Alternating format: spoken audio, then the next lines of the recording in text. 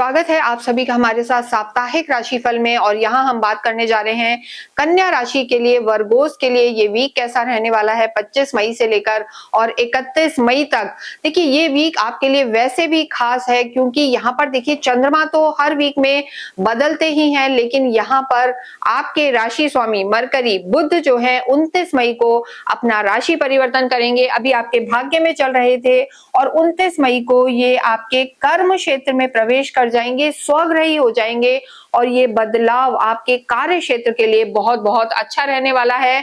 आपके करियर में मन मुताबिक जो कहते हैं कि जैसा आप चाहते हैं वैसा परिवर्तन आप ले सकते हैं, प्रमोशंस हो सकते हैं क्योंकि बुध आपके कार्य क्षेत्र में स्वग्रही होके रहेंगे और साथ ही साथ आपके सुख भाव पर सीधे दृष्टि देंगे। तीन ग्रहों का आपके सुख भाव पर दृष्टि देना आपके लिए बेहद लाभकारी ये समय रहने वाला है।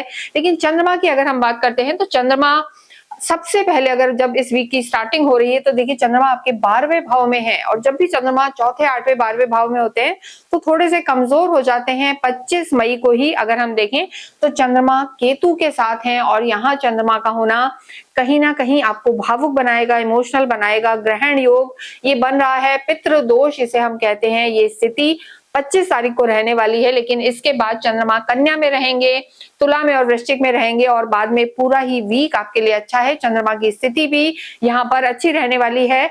आखिरी दिन जरूर हम कहेंगे चंद्रमा वृश्चिक में रहेंगे, नीच के हो जाएंगे, लेकिन उससे बहुत ज्यादा कोई फर्क आपको नेगेटिव वे में नहीं रहेगा। सबसे पहले अगर हम आपके स्वास्थ्य की बात करें तो देखिए दो ग्रह आपके, एक पहला ग्रह राहु आपके छठे घर में है और मंगल भी अगर हम देखें तो आपके अष्टम में चल रहे हैं। यहाँ पर आपको नींद की समस्या इस वीक में परेशान कर सकती है। चंद्र केतु का आपके 12वें भाव में होना और इसके साथ साथ कहीं ना कहीं अगर हम देखें तो मसल पेन, बॉडी में पेन्स आपको रह सकते हैं। साथ ही खाने पीने का भी थोड़ा ध्यान रखना है। राहु का छठे घर में होना हालांकि रोग ऋण शत्रु को दबाने वाला होता है, लेकिन कोलेस्ट्रॉल और लिवर की प्रॉब्लम यहाँ पर थोड़ा सा दिक्कत दे सकती है। ये हम गोचर के आधार पर बताते हैं, सबके साथ ऐसा हो ये जरूरी नहीं है, लेकिन यहाँ पर थोड़ा सा स्वास्थ्य को लेकर वीक के स्टार्ट में और आखिरी 2 दिन 30-31 को आपको थोड़ा सा संभल के रहने की जरूरत है। इसके साथ ही लव लाइफ की बात करेंगे। देखिए लव लाइफ के लिए काल पुरुष की कुंडली से पंचम भाव देखा जाता है। यहाँ के लॉर्ड आपके शनि हैं, केंद्र में हैं। देखिए बहुत ज्यादा हम कहेंगे ना अच्छी स्थिति है ना बुरी स्थिति है, रिश्ता चलेगा, लेकिन जो एक गति है वो धीमी गति यहाँ पर नजर आ रही है कन्या राशि वालों के लिए लव लाइफ की। तो आपको थोड़ा सा सोच समझकर ही चीजों को हैंडल करना है और लड़ाई नहीं करनी है। इस वीक में आप अपनी लव लाइफ को जरूर संभालें, नहीं तो चीजें थोड़ी सी नेगेटिव रह सकती हैं। स्पेशली स्टार्टिंग में आपको थोड़ा सा संभल कर रहना है। वैवाहिक जीवन की बात करेंगे, देखिए सप्तम भाव से वैवाहिक जीवन देखा जाता है। शनि आपके 7th हाउस में विराजमान है, शनि आप ही की लगन को भी देख रहे हैं। शनि मंगल राहु केतु का सप्तम में होना बहुत ज्यादा शुभ नहीं माना जाता है, लेकिन यहाँ पर एक अच्छी चीज ये है कि आपके दो प्लैनेट गुरु शुक्र ऑलरेडी आपके सुख भाव घर को देख रहे हैं और बुध भी 29 तारीख को अच्छी स्थिति में आ जाएंगे, स्वग्रही होंगे। तो वैवाहिक जीवन में धीरे धीरे जैसे जैसे वीक एंड की तरफ जाएगा तालमेल बढ़ता जाएगा, घर में मांगलिक कार्य होंगे और घर का माहौल यहाँ पर अच्छा नजर आ रहा है। बस आपको ज्यादा बोलने से बचना है। कभी कभी आप ओवर एक्सप्रेसिव हो जाते हैं या जिसे हम कहेंगे कि अपनी बात चलाने वाले होते हैं, तो उस चीज का आपको ध्यान रखना है और लॉयल रहना है अपने पार्टनर के साथ।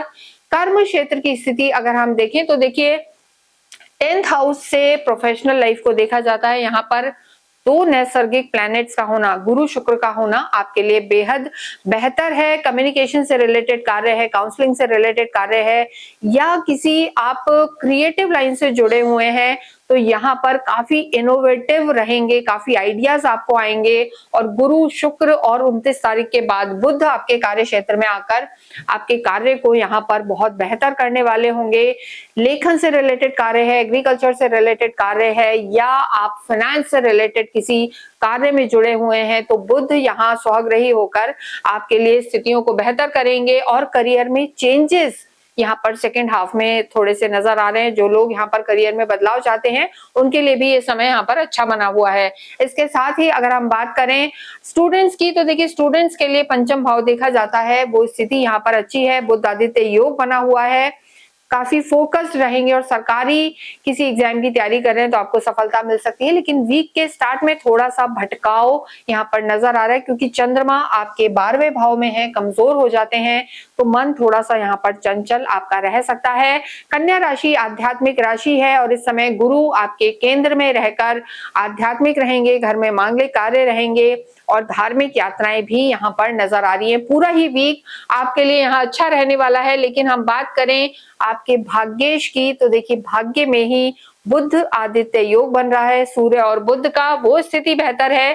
साथ ही जो आपके भाग्येश हैं और धन भाव के स्वामी हैं शुक्र, उनका भी 10th हाउस में होना और आपके सुख भाव को देखना, यानी भाग्य तो आपका साथ देगा ही देगा, लेकिन यहाँ पर कहीं ना कहीं सुख सुविधाएं आपके घर में बढ़ने वाली हैं, जीवन में सुख सुविधाएं यहाँ पर बढ़ेंगी और लाभ की स्थिति रहने वाली है। तो पूरा ये वीक अच्छा है, बस शुरू में जो हमने कहा है आपको ज्यादा इमोशनल होकर कार्य नहीं करना है और कोई भी बड़ा डिसीजन आपको हफ्ते के शुरू में नहीं लेना है।